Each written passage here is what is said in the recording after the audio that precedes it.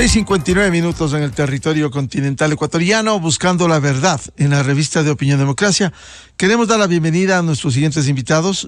La magíster Janina Mondino, ella es licenciada en Relaciones Internacionales por la Universidad Católica de Córdoba, posgrado en Comunicación Política por la Universidad Católica Argentina y magíster de la Universidad de Bolonia, Italia. También está invitado el director de Flaxo, doctor Felipe Burbano de Lara. Queremos que nos ilustren hoy el Ecuador involucrado de nuevo en un proceso electoral luego del cierre de la Asamblea Nacional, de acuerdo con la Constitución, artículo 148, tiene esa atribución el Ejecutivo, y hoy estamos inmersos en este proceso para los comicios presidenciales y legislativos del 20 de agosto próximo. ¿Cuál debiera ser el perfil de presidente de la República? Porque han saltado a la arena algunos precandidatos que ni siquiera todos tienen claro el panorama del país, pero allí están. La Constitución les permite ser candidatos. Seguramente volveremos por el mismo camino de la proliferación de candidatos sin unificación de tendencias. Esa es la realidad. Magíster Janina Mondino, ¿cómo ve el panorama electoral y cuál debiera ser el perfil de presidente de la República que requiere el Ecuador? Buen día. Buenos días, Miguel. Muchísimas gracias por la invitación. También un saludo al doctor Burbano de Lara. Sí, efectivamente, el Ecuador se encuentra en una situación extraordinaria porque es la primera vez que se hace uso de la capacidad constitucional de disolver la Asamblea. Y el Ecuador entró, no creo que en el corolario de la crisis social, política y económica en la que estuvo transcurriendo en los últimos meses o años, sino más bien en un proceso donde nos encontramos con algunos factores de cara a pensar cuál es ese liderazgo que necesitamos. Y efectivamente, el primero es que nos encontramos frente a partidos políticos que no operan como partidos políticos en torno a una construcción de una visión de país, sino que se activan como maquinarias electorales. Entonces, estamos frente a la posibilidad de que muchos de los asambleístas que han salido de la reciente asamblea vuelvan a estar en la papeleta por la falta de renovación de cuadros. Ese es un primer escenario al cual nos vamos a enfrentar el próximo 20 de agosto. El segundo, y que creo que también es importante, como usted mencionaba, es el de la proliferación de cuadros. ¿Qué pasa con la fragmentación y la cantidad de candidatos hacia cierta tendencia? Si sabemos que no podríamos identificar de pronto una tendencia clara de derecha o de izquierda, pero hacia la centro derecha aparentemente hay una gran fragmentación de candidatos, y hacia la centro izquierda aún no tenemos claros cuáles van a ser esos candidatos porque los partidos todavía no han definido Pachacuti, la lista 5, y bueno, conocemos de la candidatura de coalición del ex candidato presidencial de 2021, Yacu Pérez, pero todavía no tenemos información certera de la cantidad de candidatos hacia esa tendencia. Ahora, ¿qué tipo de liderazgo? Sin duda es una de las preguntas importantes que deberán hacerse los candidatos y que deberán hacerse también los equipos que acompañan a los candidatos de cara a las elecciones de agosto de 2023. ¿Y por qué? Porque es importante primero revisar qué dice los estudios, qué dicen los estudios cualitativos, más allá de los cuantitativos. ¿Qué necesitan los ecuatorianos? Y yo creo que en ese sentido, el liderazgo no solo debe ser firme y decidido en torno a mostrarse con capacidad de gestionar lo público y lo político para atender rápidamente las urgencias, sino también un liderazgo que pueda ser de consenso. Me parece fundamental, y con esto termino, que los políticos escuchen a los ciudadanos, porque hay una falta de sintonía entre la clase política y los ecuatorianos que ha generado que se rompa este vínculo y que hoy prácticamente la ciudadanía tenga un alto pesimismo de cara a las elecciones de agosto de 2023 y también a corto y mediano plazo con las expectativas de mejora en el país. Doctora Janina Mondino, en el tema, usted nos ha descrito la necesidad de este liderazgo, de consenso, escuchar las demandas, pero uno de los hechos que se esgrime es supuesta o realmente el mejor preparado. Y eso no necesariamente es una garantía. Nosotros abogamos porque llegue un presidente bien preparado, ojalá tuviera un PhD. Sin embargo, por los hechos, el Ecuador tuvo aquí un presidente de 10 años con un PhD, formado por los jesuitas en Bélgica, formado por una reconocida universidad americana, Illinois. Y sin embargo, vemos lo que pasó. Eso no es garantía la formación personal si es que no hay un liderazgo de consenso en el Ecuador. Sí, totalmente de acuerdo. Creo que son algunas de las características que tenemos que tener en cuenta. Sin duda, siempre esperamos que las personas más preparadas puedan ser aquellas que puedan afrontar los desafíos, pero también hay otras características que deberíamos tener en cuenta sobre el tipo de liderazgo, porque venimos de un periodo donde la gobernabilidad fue muy difícil. Y esto no solo por no poder gestionar lo político con la Asamblea, esta relación entre el Ejecutivo y la Asamblea que fue muy conflictiva, porque desde el inicio se rompieron los puentes de diálogo y básicamente el gobierno ha naufragado en una situación política donde no ha podido hacer frente a la gestión de lo público, un poco por falta de conocimiento quizás del equipo cercano, de cómo opera la maquinaria del Estado, de cómo ponerla a andar rápidamente para dar solución a las urgencias de los ecuatorianos.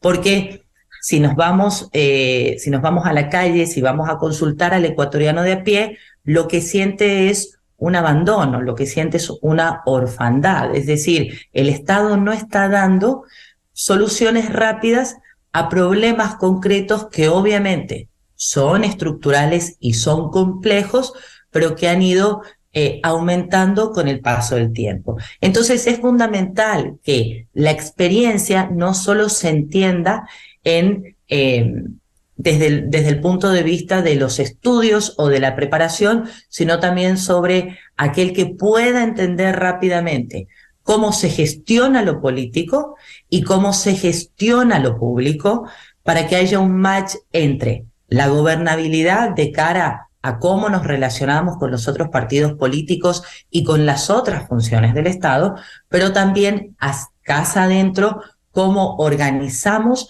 y cómo hacemos que eso realmente se sienta en una mejora en la calidad de vida de los ciudadanos. Finalmente, me parece importante y fundamental, y creo que lo hemos visto en los últimos años, hay que mejorar rápidamente ciertos procesos de comunicación.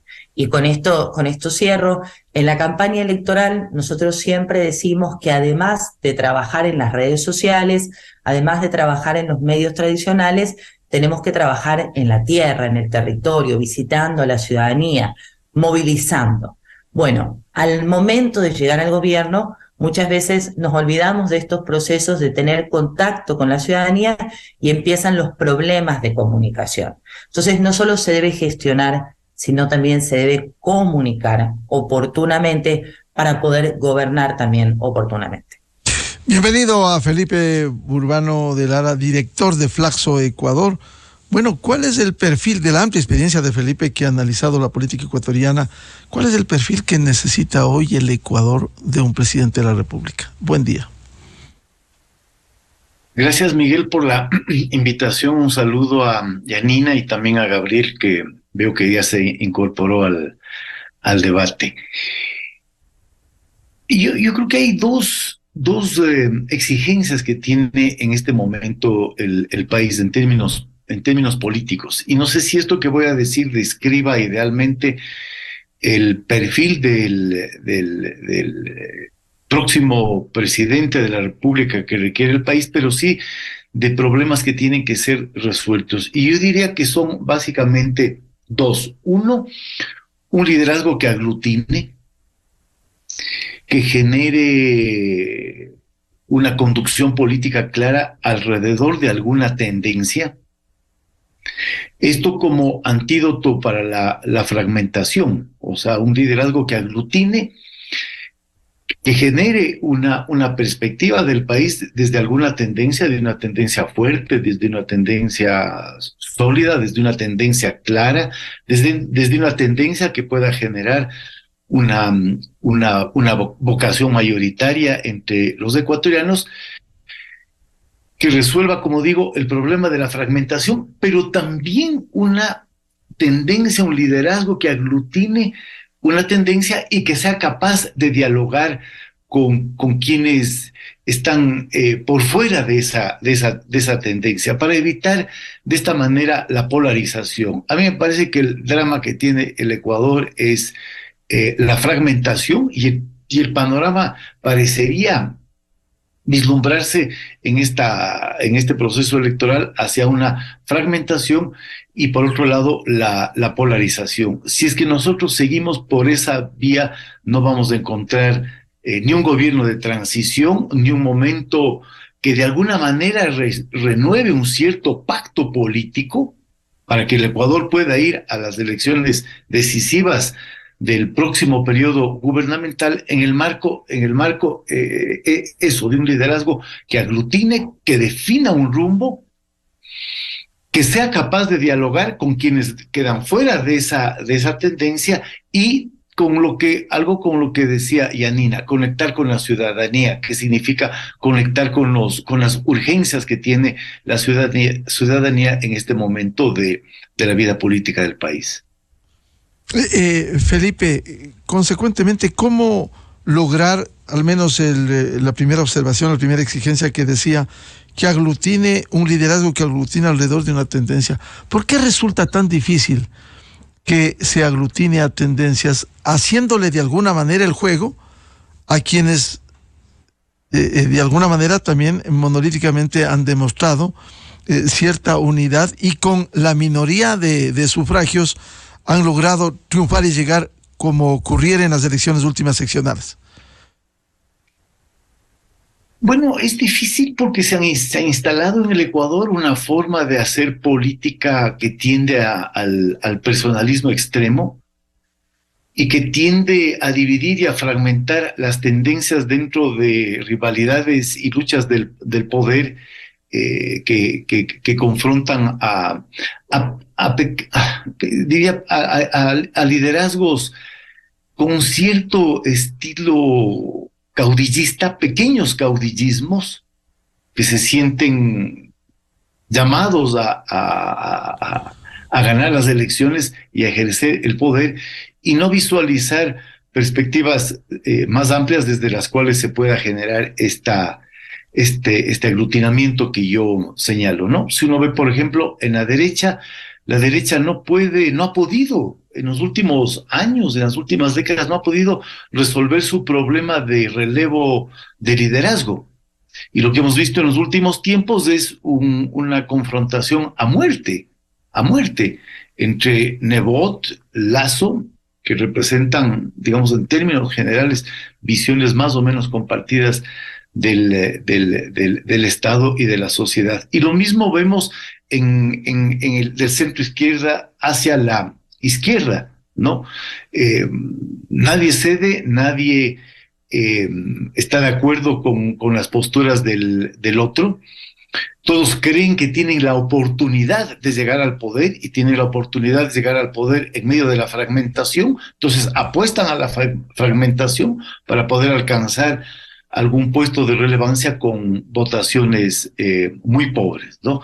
Entonces eso, no hay una falta de visión, no hay una falta de concertación entre fuerzas políticas que comparten visiones y tendencias en torno a lo que debería ser una agenda gubernamental fuerte, clara, con respaldos mayoritarios.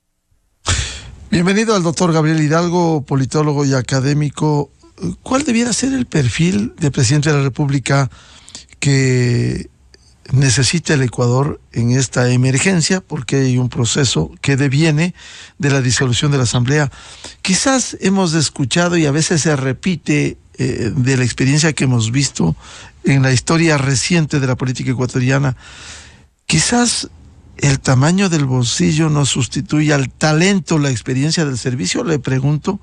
Quizás discutir con datos o analogías es extraño, porque también se manipula y parte del escenario son las redes sociales. Quizás el odio no mueve más que las ideas. Buen día, Gabriel. Buenos días, Miguel. Yo estoy encantado de compartir con usted, con la amplísima audiencia de Radio Democracia y, por supuesto, saludar a Felipe y a Yanina. Estoy encantado de compartir con ustedes. Vamos a ver, yo diría que los colegas en esta conversación han sido muy claros y didácticos sobre la configuración de la candidatura y de la escena de acción electoral. A mí me gustaría hablar de otra cosa, complementaria con esto, o espero que sea complementaria con esto, y es sobre lo que nos cuenta la historia, y no voy a entrar en detalles, pero sí voy a decir algo que me parece que hay que analizar, y es más o menos mirar la configuración de los electores y del electorado para más o menos plantearnos la posibilidad de escoger candidatos, candidaturas y opciones. En Ecuador hay más o menos 4 o 5 propensiones electorales desde el retorno democrático. Si nosotros ponemos en algún punto del espectro de las ideologías a las candidaturas, vamos a encontrar que más o menos hay ciertas propensiones. Eso quiere decir que el electorado más o menos vota de una cierta forma en cada elección. Es cierto que los electores o sus preferencias son volátiles. Ahora pueden votar por uno, mañana pueden votar por otro, pero más o menos votan con una cierta identidad. Entonces, he encontrado que hay 4 o 5 propensiones, he dicho. Hay una cierta cantidad de votos para el populismo autoritario. El populismo autoritario no lo inventó ni el correísmo ni Correa. El correísmo y el propio liderazgo de Rafael Correa son una invención de la historia política latinoamericana. Hay más, a veces menos votos para esa preferencia, y no va a dejar de existir porque exista el correísmo o Correa. Ellos solamente cultivan lo que existía con Abdalá Bucaram y antes con Velasco Ibarra y antes con en el intermedio Neptalí Bonifaz y después con Carlos Guevara Moreno, es decir, y luego con Asad Bucaram, es decir, en esta propensión hay más o menos un 20% de los electores. No es un voto duro del correísmo. No es un voto duro del correísmo. Eso corresponde a esa propensión. Hay una parte del electorado que le gusta confiar en liderazgos electrizantes, carismáticos, prepotentes, insultadores. Y ya voy a entrar en detalles con respecto a esto y con respecto a las candidaturas que podrían surgir en torno a esta tipología. Luego hay otros tipos de votos, ¿no? El voto socialdemócrata, un voto de izquierda moderado, el voto demócrata cristiano, un voto de centro-derecha, de centro-derecha, el voto conservador, el voto liberal. Y aquí tenemos más o menos las 4 o 5 propensiones. ¿Qué pasa con esas propensiones? Cuando los candidatos logran situarse en ese electorado, no importa el candidato que sea, no importa si es del partido blanco, del partido verde, del partido rojo, del partido azul, no importa.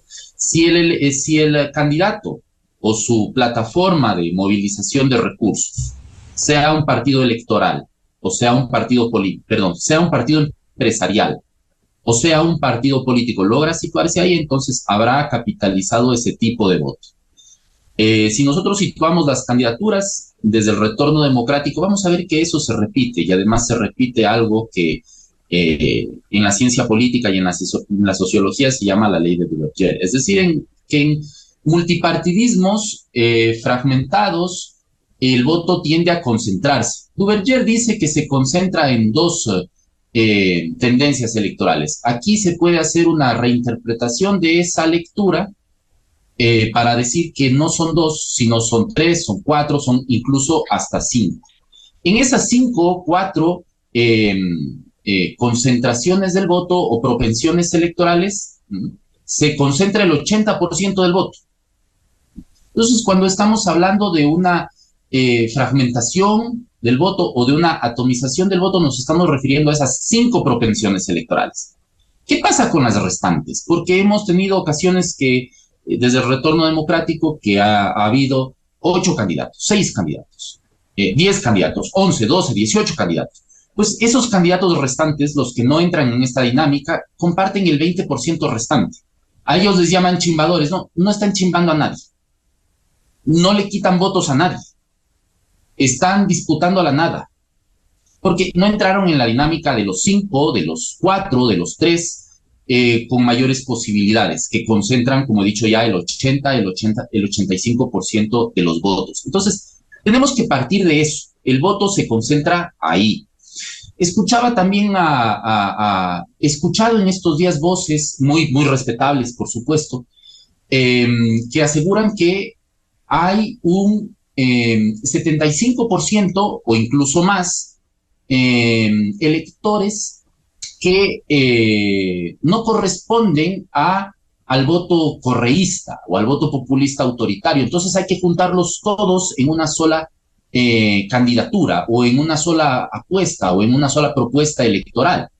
Y eso es equivocado, porque ese 75%, ese 80%, de ninguna manera va a votar por cualquier opción que sea distinta a la del correísmo. Al contrario, cuando nosotros dividimos en dos la escena electoral, corremos el riesgo de que esas dos partes se dividan equitativamente o incluso proporcionalmente o incluso desproporcionadamente a favor de uno u otro. Lo que hay que hacer en esta circunstancia, si me permite, doctor Hidalgo, si me permite, doctor Hidalgo, y el voto anti, el anti, sí, perdón. Por ejemplo, el voto anti, y eso de alguna manera se ha reflejado que Jaime Nebot, el otrora líder del Partido Social Cristiano, hoy en soletas de ese partido, tenía y se ha reflejado en elecciones cuando participó, no locales sino nacionales, en 3 ocasiones, el voto anti, que no votaría nunca por tal candidato. Eso no se refleja también si es que habría una definición entre 3, 4 candidatos, no tanto la dispersión, que pudieran, como decía Felipe Burbano, pudieran lograrse un liderazgo alrededor de una tendencia. A ver, las tendencias pluralistas y democráticas tienen que unificarse en una sola candidatura o en pocas candidaturas. Esa es una realidad. Pero no hay que temerle a la dispersión porque hay un grupo de candidatos que no juegan a nada. No hay que temer.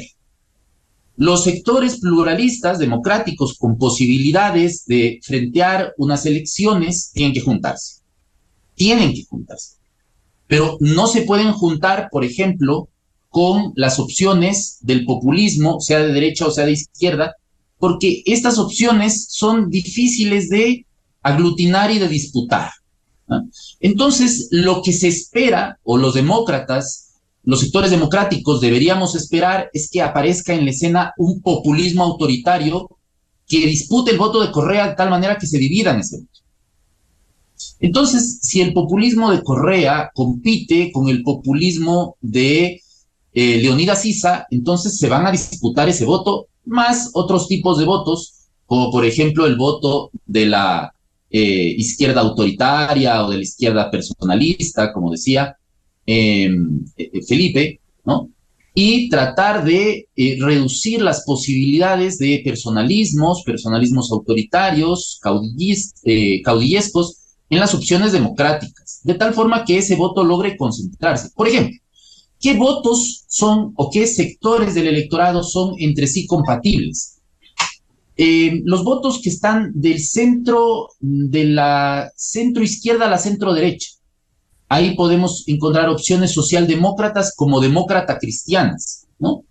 Entonces yo diría que ahí existe la posibilidad de un consenso para conseguir tener mejores posibilidades de captar la presidencia. Por desgracia, como decía Felipe, la política en Ecuador, partidaria o electoral, está atravesada por la constante del personalismo y de los caudillismos.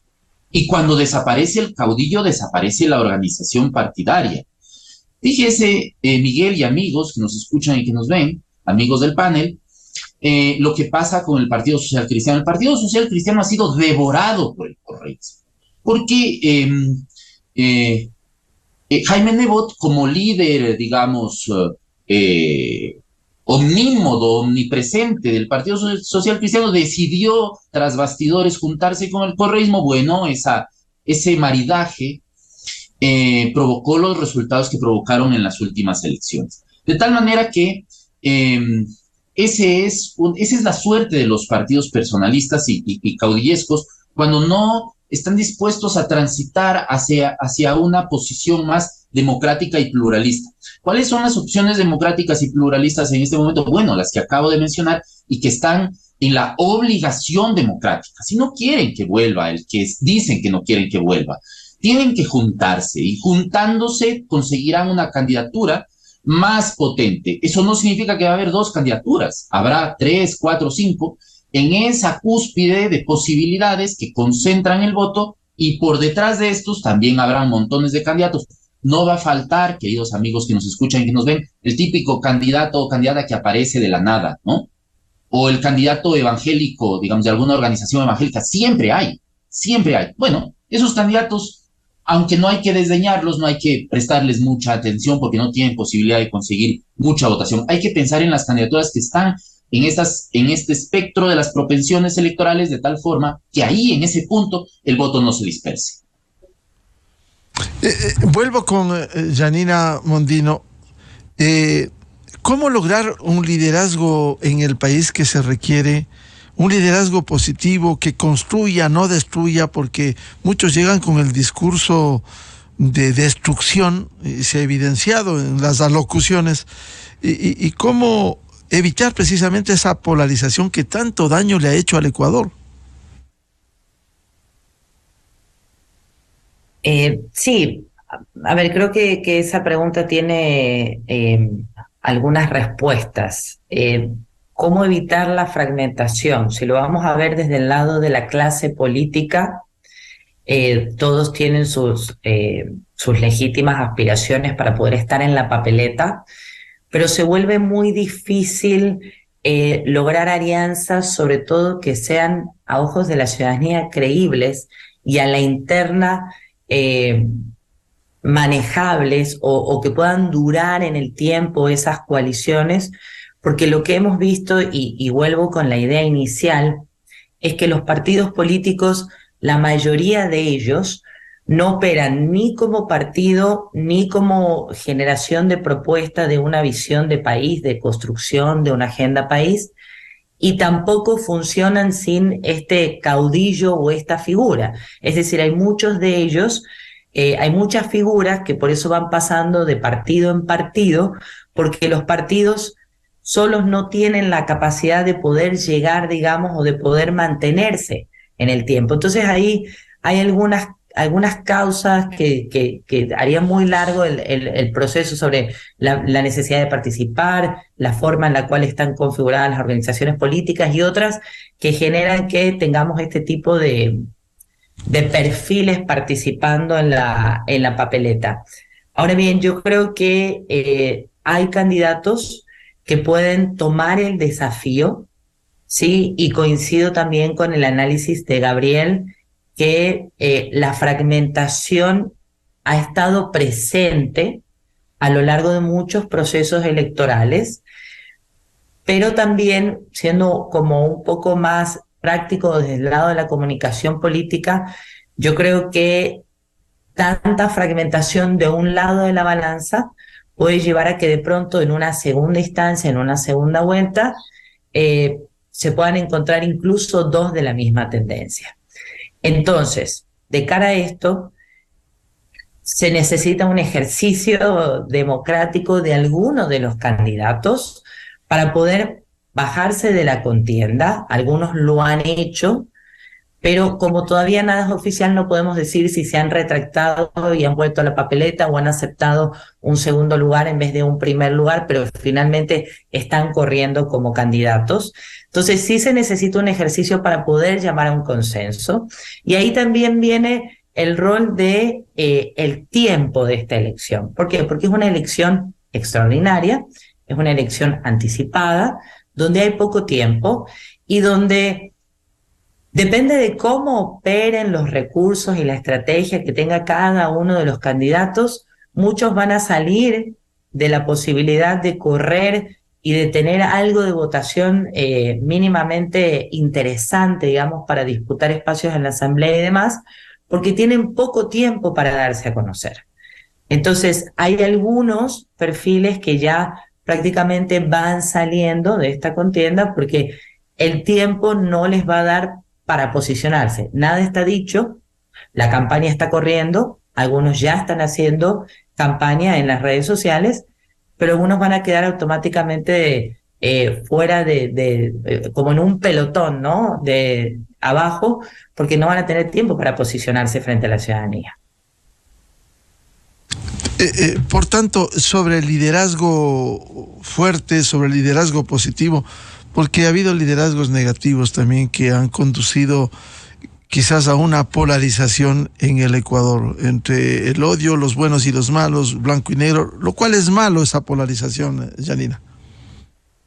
Sí, definitivamente, y hay una reflexión, muchos quieren, o por ahí está este tema de la opinión pública sobre si el Ecuador necesita un Bukele, y se habla mucho en torno como a la figura del liderazgo de Bukele, como incluso algunos candidatos hablan sobre que se necesita un Bukele en el Ecuador. Creo que lo que buscan los ecuatorianos cuando toman a Bukele, más allá de que él no era un outsider, de que él tenía experiencia en la alcaldía, que llegó con una gestión exitosa y todo, es el liderazgo firme y decidido en poder combatir una urgencia que aquejaba a la ciudadanía y en segunda instancia demostrar un plan con resultados, que es que creo también lo que no hemos tenido y que obviamente va minando la credibilidad de la clase política, que es sobrediagnosticar, vivimos esto en materia de urgencia, esto en materia de empleo, esto en materia de inversión social, pero ¿dónde están los resultados? Entonces creo que cuando se habla de ese tipo de liderazgos en la opinión pública sobre el Ecuador necesita un Bukele, creo que se buscan estas dos cosas, la decisión y la firmeza para poder encarar un plan con resultados. Y para terminar, me parece también importante traer a colación el estado de ánimo de los ecuatorianos de cara al corto y mediano plazo. ¿Por qué? Porque el voto no es 100% racional. El voto tiene más condimentos emocionales que racionales. Y la situación en la que estamos en el Ecuador frente a la inseguridad genera ciertos sentimientos de indignación, de miedo, de rabia, de no saber qué es lo que va a pasar. Y eso también va a generar cierta incertidumbre en cómo esos sentimientos pueden afectar a los ecuatorianos el día de la votación, y ahí, en ese espacio, es donde crece tierra fértil para aquellos que tengan discursos más extremos, más radicales, que le hablen a ese miedo. Entonces, creo que es importante tener en cuenta también eso, de cara a pensar, no sé si qué tipo de liderazgo se necesita, pero qué tipo de liderazgo puede de pronto aparecer en el gobierno del Ecuador. Doctor Felipe Burbano, esto del liderazgo positivo y evitar la polarización que tanto daño, que en política ha sido un negocio que ha permitido aglutinar votos en el Ecuador. ¿Cómo enfrentar esto? Bueno, de alguna manera yo ya respondí esa pregunta hace un momento, ¿no? A mí me parece que esta va a ser una elección que va a girar alrededor de las personas y por lo tanto creo que va a ser, se necesita un tipo de liderazgo o nos vamos a tener que enfrentar a un tipo de liderazgo y ojalá apareciera un tipo de liderazgo con una cierta dimensión carismática. Es decir, que genere una adhesión de confianza a una persona frente a la debilidad de las estructuras partidistas. Yo creo que hay siempre una tensión entre fortaleza de las estructuras partidistas y la dimensión carismática del liderazgo. Y yo creo que en este momento, frente a la debilidad de los partidos, el liderazgo requiere este otro componente, un componente carismático. Ahora, ¿cómo hacemos para que ese componente carismático que despierta adhesión, que despierta confianza, que despierta identificaciones fuertes, no devenga en un tipo de liderazgo autoritario, populista, que se alimente permanentemente del antagonismo y de la conversión del adversario en enemigo? Entonces aquí hay un componente, ¿cómo introducir un componente democrático al liderazgo carismático? Me parece que ese es un desafío. No creo que estemos en el momento del consenso y ahí más bien me inclino por pensar que en este momento pudieran aparecer liderazgos autoritarios, liderazgos que propongan salidas mesiánicas de mano dura, extremas a la situación que está viviendo el Ecuador. Pero tampoco me parece que van a aparecer liderazgos, insisto, por fuera de un cierto componente carismático. Es ese componente carismático el que va a generar un cierto aglutinamiento alrededor de las tendencias que decía Gabriel. Pero a mí me parece que esas tendencias también están como bastante desfiguradas, ¿no? O sea, ¿qué es el centro izquierda hoy? ¿Qué es la izquierda hoy? ¿Qué es la derecha? ¿Qué es la centro derecha? Sino membretos cuya identidad gira alrededor de liderazgos muy personalistas. Entonces, me parece que la cosa va por ahí, o sea, va a aparecer identificaciones fuertes alrededor de unos sentidos carismáticos de liderazgo y ojalá esos sentidos carismáticos de liderazgo puedan generar diálogos, puedan generar convergencias democráticas que permitan introducir un elemento de pluralismo en la política para que podamos salir de la polarización. En este sentido, me parece que es una elección sui generis, es una elección excepcional, como ha dicho Janina, que probablemente lo que va a hacer es simplemente definir la conducción política para el siguiente proceso electoral, quizás sentar las bases para un nuevo proceso electoral que genere ya una visión al menos de mediano plazo del país que queremos, ¿no? Entonces, me parece que va por ahí, no tengo muy claro una definición ideal del tipo de liderazgo que se necesita, salvo decir que tiene que ser positivo, pluralista, aglutinador, y que se mire como fuertemente con la ciudadanía y los problemas que tiene la ciudadanía. Ahora, Felipe, ¿cuánto conocimiento debiera tener del país un liderazgo que requiere el Ecuador, aun cuando sea temporal para las elecciones del 2025? Porque, sin ser peyorativos, aquí ya se ha dicho y se ha admitido que, por ejemplo, un francotirador pueda manejar el país en condiciones en donde, por ejemplo, adolece de conocimiento cuando se le ha preguntado temas económicos, temas sociales, y su presentación ha sido que luchó en Ucrania, que luchó en Siria.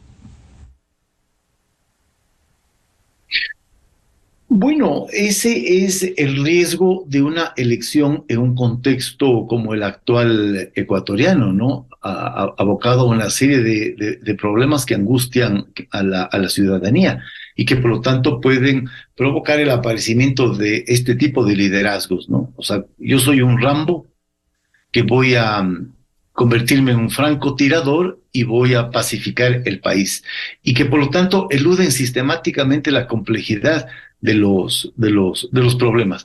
Entonces, se requiere un conocimiento, se requiere una visión, se requiere una perspectiva, se requiere una concepción del Estado, de reconstitución del Estado y del papel que puede cumplir el Estado en los múltiples campos en los cuales se desempeña, y alrededor de eso configurar una capacidad institucional que le permita al país enfrentar los problemas más acuciantes que tiene hoy. La tentación es esa, ¿no? La tentación es un carisma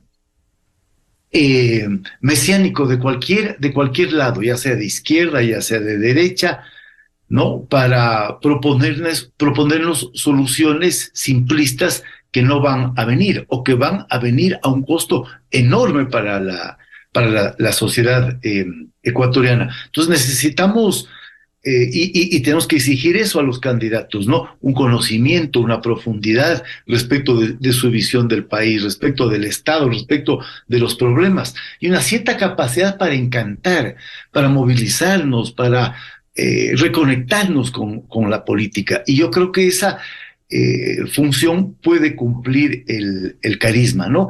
Insisto, sin caer en los personalismos extremos, y un carisma que pueda generar diálogos democráticos y convergencias alrededor de estas tendencias que decía Gabriel, ¿no? Por ahí, pero es muy fácil caer en la tentación de liderazgos carismáticos mesiánicos que nos ofrezcan la solución simplista a los problemas y que simplemente terminan agravándolos y generando más desconfianza y más polarización. Doctor Gabriel Hidalgo, ¿cuál debiera ser ese perfil de liderazgo, como bien decía Felipe Burbano, que tenga un básico conocimiento del Estado y que no se presente como un Rambo o un francotirador que aquí quiere solucionar el problema de la seguridad?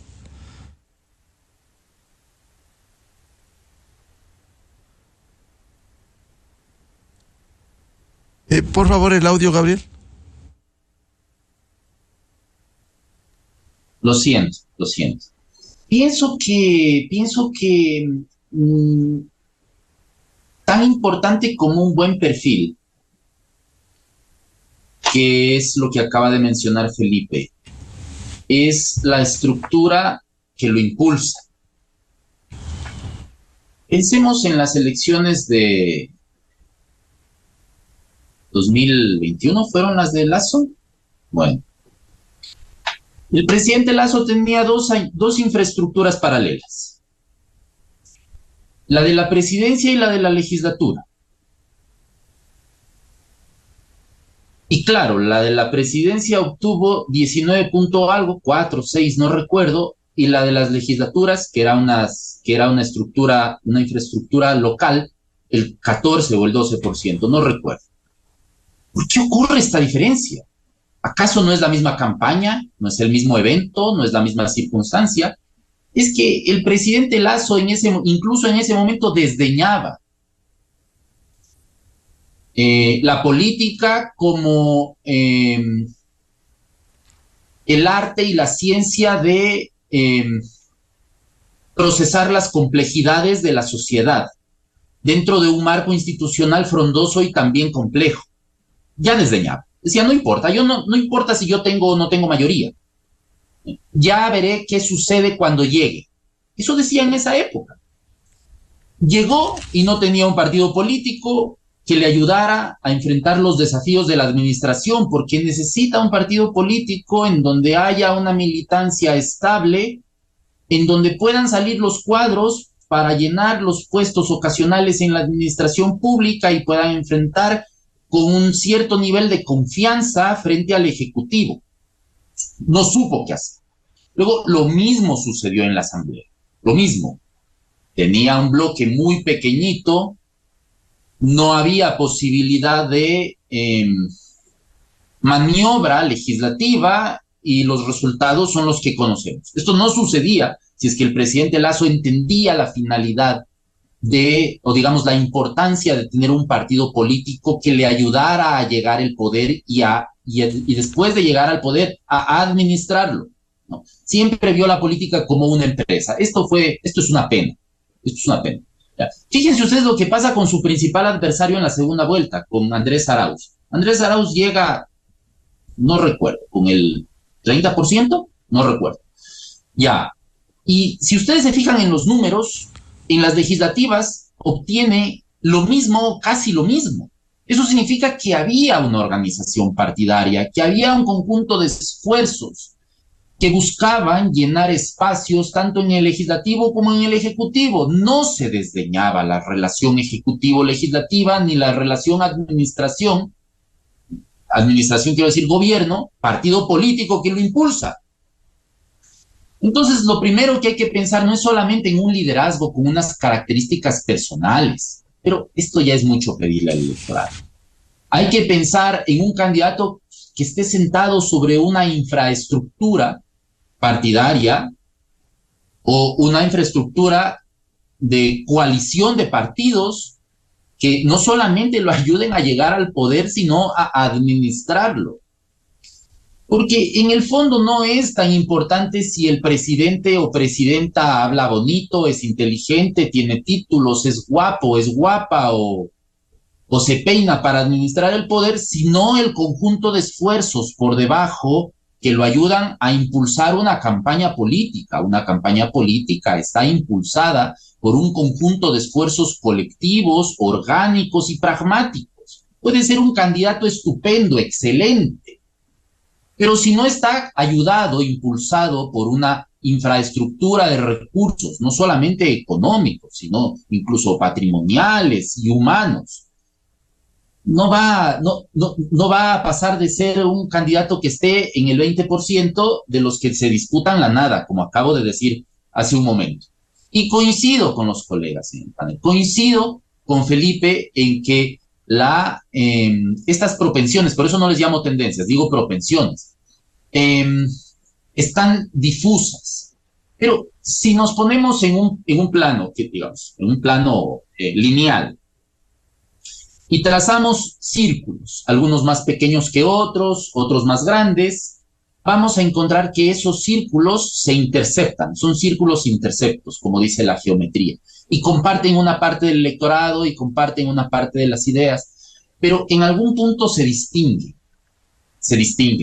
y ahí se encuentran identidades partidarias, identidades de orden electoral, es decir, la clase media comercial, la clase media intelectual, la clase media popular, comercial, la clase media alta, votan de ciertas maneras, más o menos, buscan una cierta identificación con los candidatos, y ahí coincido plenamente con Janina, que dice, el voto es más emocional que racional. Es cierto, pasa por ciertos momentos de racionalidad, pero termina siendo un ejercicio de emocionalidad. Es decir, claro, yo me siento conectado con un determinado candidato porque tiene un conjunto de ideas que me parecen interesantes, eso en el plano racional, pero en el plano emocional me gusta este candidato, me gusta esta candidata. Me permite, Gabriel. Porque conecta conmigo. Y eso es una identidad emocional. Si conecta con mi identidad, me siento identificado, voto por este candidato más allá de lo racional. Si me permiten, vamos a seguir hablando en este proceso electoral, pero quisiera una respuesta muy concreta. ¿Los candidatos debieran abordar también la realidad nacional del momento, la coyuntura, o estar inadvertidos frente a lo que sucede? En este momento hay un consejo de la Judicatura que quiere suspender a la fiscal general, que es quizás la única institución que ha venido enfrentando la corrupción con firmeza. Debieran pronunciarse los candidatos, defender la institucionalidad. Unos vocales del Consejo de la Judicatura que quieren arrogarse funciones, porque si uno revisa el Código de la Función Judicial, no tienen atribución para suspender, salvo la Asamblea Nacional, que no existe en este momento, para llevar a un juicio político a la fiscal. Janina, ¿debieran los candidatos pronunciarse sobre esto o no? ¿O viven en otro país? Bueno, el deber ser, sí, claro, deberían pronunciarse en términos prácticos. ¿Y qué quiero decir con esto? Muchas veces los candidatos se pierden peleándose con otros candidatos, es decir, políticos hablándole a políticos. Y la ciudadanía queda desconectada porque siente que básicamente no están en la misma sintonía. Sí debieran los candidatos pronunciarse sobre la coyuntura, entendiendo qué está en juego y explicando, informando, comunicando qué es lo que se juega en esta crisis de representatividad o en esta lucha. Eso acompañado, simplemente para cerrar, acompañado también de lo que le urge en el día a día a los ciudadanos, los 3, 4 temas urgentes para poder conectar, pero sin perder, digamos, la coyuntura de lo político. Claro, efectivamente, salud, seguridad, educación, temas fundamentales. Felipe, ¿debieran pronunciarse los candidatos sobre este caso que quieren aquí suspender, quieren sacarle a la fiscal general? Sí, claro. ¿Qué es lo que está en juego? Es un proceso político que transcurre en medio de unas batallas que se están dando y que se están dando permanentemente. Entonces los candidatos tienen que posicionarse frente a lo que ocurre, ¿no? O frente a situaciones como la que tú estás señalando, y que tienen que ver con algo más complejo, que es cómo reconstituir un poco esta institucionalidad. ¿Cómo está esta institucionalidad? ¿Cómo está la institucionalidad del sistema político? Y cómo hacer para que esa institucionalidad funcione mejor. Ese me parece que es un tema crucial en este momento crítico que vive el Ecuador. Y lo otro que decía Gabriel, sí, o sea, digamos, creo que todos estamos de acuerdo en que se necesita estructura, se necesita una infraestructura política para gobernar, ¿no es cierto? Pero el problema es que esa infraestructura no existe. No existen los partidos, hay una debilidad gigantesca de los partidos. Y esfuerzos por construir partidos como el de Lazo terminan como experimentos fallidos, terminan girando alrededor de una figura del candidato. Entonces, me parece que es un tema complicadísimo, ¿no es cierto? Sí se necesita unas características del candidato, y yo creo que eso es fundamental, que tenga una trayectoria, que tenga una presencia, que tenga una honestidad, que tenga una visión, que tenga un anclaje también en alguna tendencia política del país, y ojalá pudiera sumar una coalición de partidos para que cuente con esa infraestructura, ¿no? Claro. Pero esto es complicadísimo y complejísimo en el momento actual del Ecuador, y yo creo que hace falta en ese sentido una mirada como más realista del escenario que se nos viene, para desde ahí pensar qué alternativas son viables y son posibles en este momento. Doctor Gabriel Hidalgo, muy concretamente, ¿debieran los candidatos pronunciarse sobre este hecho que aquí se quiere suspender, sacarle a la fiscal general por sobre el ordenamiento jurídico, por sobre la ley? Daría la impresión de que los candidatos están en otro partido, en otro país. Sí, pienso que tienen que pronunciarse, porque eso es un asunto de Estado. Cualquier afectación a la institucionalidad pública, especialmente cuando se trata de la institucionalidad pública de alto nivel, como la fiscalía, porque no es un ataque a la fiscal, sino a la fiscalía y a los procesos de investigación que tiene abiertos, también de alto nivel, me parece que los candidatos tienen que referirse a los asuntos de Estado. De tal manera que me parece fundamental que se refieran a este y a otros asuntos de Estado por su importancia, pero pienso que no lo van a hacer. Y no lo van a hacer porque tal vez no quieren tomar partido, porque no quieren relacionarse con algo, con alguien, y eso me parece tremendamente perjudicial para la democracia. Y digamos, complementando a lo que acaba de decir Felipe, sí, estoy absolutamente de acuerdo. Los candidatos deben tener ciertas características y cierto anclaje. Estoy absolutamente de acuerdo. Pero pensando en cómo funcionan las elecciones, hemos tenido estupendos candidatos que se han ido quedando en el camino por falta de que no le ha faltado anclaje, que no les ha faltado presencia, formación, honestidad, incluso ideología no les ha faltado y se han ido quedando en el camino porque no han tenido una estructura de recursos que les apoye. Y es porque se hicieron malos deberes. Hay que hacer primero esto y luego la candidatura. Y recordemos cómo funcionó el impulso de la candidatura en 2006-2007 de Rafael Correa. ¿Sí? 35 distintas organizaciones, pequeñas organizaciones, pero militantes luego y disciplinadas, impulsaron a la presidencia a Rafael Correa. También es cierto que Rafael Correa luego prescindió de estas organizaciones, todas de izquierda, y creó su propia infraestructura partidaria por la vía del Estado. Y coincido con Felipe, es muy difícil, es muy complejo, es muy fácil decir, es muy fácil señalar. Esta es la deuda que tiene el sistema partidario, los partidos, los líderes políticos. Claro. Es muy fácil decir, como lo estoy diciendo. Claro. Y es muy difícil conseguir un consenso. Y coincido plenamente, hay que conseguir un consenso partidario. Ese es el llamado que se hace a los partidos políticos, a los líderes políticos y a los precandidatos. Ojalá, si no quieren volver. Claro, no solo los intereses personales. No quieren que vuelvan. Claro. Reúnanse, por favor, y hagan un consenso, de tal manera que puedan juntar todas esas organizaciones e impulsen a alguien que tenga las características con las que coincido, que ya ha mencionado Felipe. Así es. El Ecuador necesita no solo buenos candidatos, que ojalá haya, sino buenos presidentes y no malos presidentes en la gobernanza de nuestro país. Muchas gracias a Janina Mondino, analista política, politóloga, Felipe Burbano de Lara, director de Flaxo, y el académico doctor Gabriel Hidalgo. Muchas gracias, muy amables por su valioso aporte en la revista de Opinión Democracia. Encantado, un abrazo. Muchas gracias.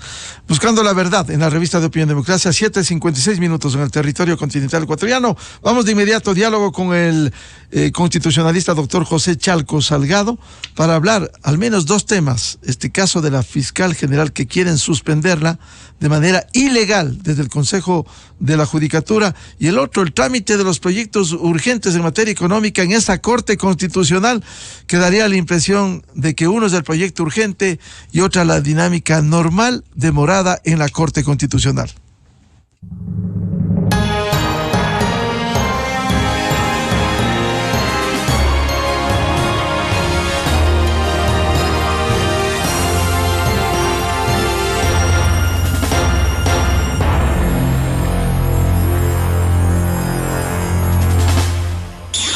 Miguel Rivadeneira en la revista de Opinión Democracia. Inicio de espacio promocional y publicitario. ¿Buscas una herramienta para manejar tu negocio y hacer las declaraciones ante el SRI mucho más fácil y seguro? Sigo con Tífico, es justo lo que necesitas. Nuestro software contable y administrativo en la nube te ayuda a llevar el control de todas tus transacciones, inventarios, cuentas y tener en un solo lugar el registro de tus clientes, precios y productos, cumpliendo con los reportes del SRI. Ingresa a